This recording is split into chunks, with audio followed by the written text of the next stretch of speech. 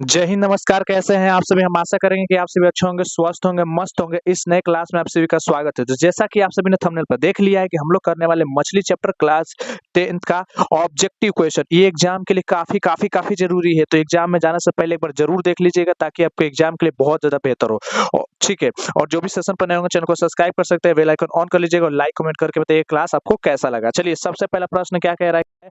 मछली पाठ की विधा क्या है? मछली पाठ की विधा बताना। तो मछली जो पाठ है वो याद रखिए, वो कहानी थी। क्या थी? हम लोग की कहानी थी। मछली पाठ की विधा कौन सी थी? एक कहानी थी, याद रखिएगा। चलिए, दूसरा प्रश्न क्या कह रहा है? कह रहा है कि विनोद कुमार शुक्ल द्वारा लिखित पाठ है। तो विनोद कुमार शुक्ल द्वारा लिखित जो पाठ था वो याद रखिएगा मछली था। कौन सा पाठ था?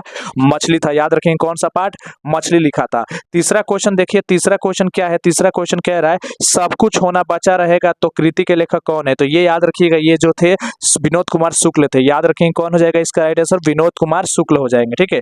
चौथा प्रश्न क्या कह रहा है? कह रहा है विनोद कुमार शुक्ल द्वारा उपन्यास का नाम बताना। तो याद रखिएगा चौथा जो आंसर हो जाएगा वो हो जाएगा उपयुक्त सभी। क्या हो जाएगा? उपयुक्त सभी हो जाएगा। याद रखिए विनोद कुमार शुक्ल द्वारा नौकर की कमीज, खिलौना, तो देखोगे दीवार में एक खिड़की रहता था, ये सभी के सभी जो है ना, ये विनोद कुमार शुक्ल के द्वारा रचित है। ठीक है। अगला क्वेश्चन देखिए, अगला 5 नंबर क्वेश्चन क्या कह रहा है? कह रहा है विनोद कुमार शुक्ल को साहित्य अकादमी का पुरस्कार प्राप्त हुआ। तो याद रखिएगा जो साहित्य अकादमी का पुरस्कार हुआ था 1990 ईस्वी में हुआ था। याद रखेंगे। ठीक है।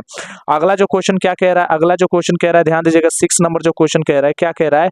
कह रहा है कि विनोद कुमार शुक्ल को डैश डैश ईस्वी में रघुवीर सहाय स्मृति पुरस्कार प्राप्त हुआ। तो याद रखिएगा इसका आंसर क्या हो जाएगा?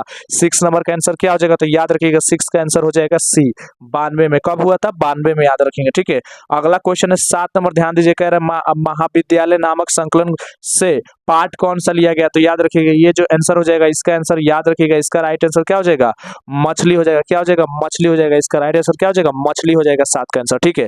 8 नंबर कह रहा है कि मछली कहानी डैश डैश वर्गीय परिवार के भीतर के वातावरण, जीवन, यथार्थ और संबंधों को सामने रखती है। तो याद रखेंगे 8 का भी जो आंसर हो जाएगा ना, वो हो जाएगा निम्न वर्गीय हो जाएगा। ठीक है।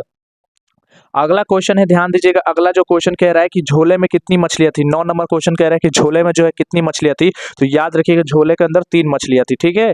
अगला प्रश्न क्या कह रहा है? कह रहा है कि मोहरा नदी 10 नंबर की मोहरा नदी शहर से कितनी मील दूर पर है? याद रखिएगा इसका जो राइट आंसर हो जाएगा, 10 का राइट आंसर हो जाएगा वो हो जाएगा 3 मील। कितना हो जाएगा? 3। 3 याद रखिएगा। ठीक है।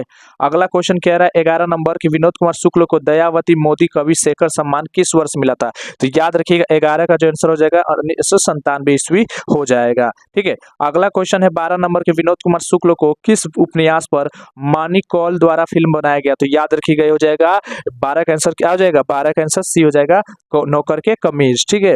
अगला क्वेश्चन क्या कह रहा है? 13 नंबर क्वेश्चन कह रहा है कि जो मछली मर जाती है उसकी आंखों में झांकने से परछाई नहीं दिखती, यह कौन कहता है? तो याद रखिएगा दीदी बताती थी अपने भाई से। ठीक है।